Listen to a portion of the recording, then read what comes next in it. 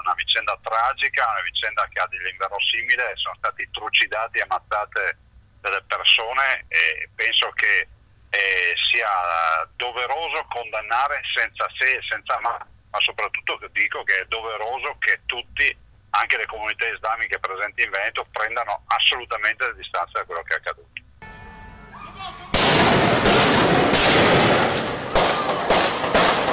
Arriva durissima la condanna del governatore del Veneto Luca Zaia mentre l'Europa si risveglia nell'incubo del terrore. L'attentato parigino alla sede di un giornale satirico costa la vita a 12 persone, direttore, vignettisti e poliziotti compresi. E Zaia alza il livello dell'attenzione nella nostra regione. Innanzitutto non bisogna generalizzare che c'è tanta brava gente in giro, però è altrettanto vero che quei signori che abbiamo visto vestiti di nero che hanno fatto l'attentato di Parigi, immagino che almeno qualcuno di loro sarà comunque nato non a Parigi, non in Francia.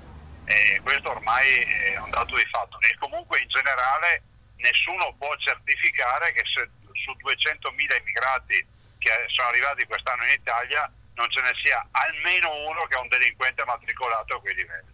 Per cui io dico prudenza, prudenza, prudenza. Torno a dire che i militari è meglio che stiano in strada che nelle caserme.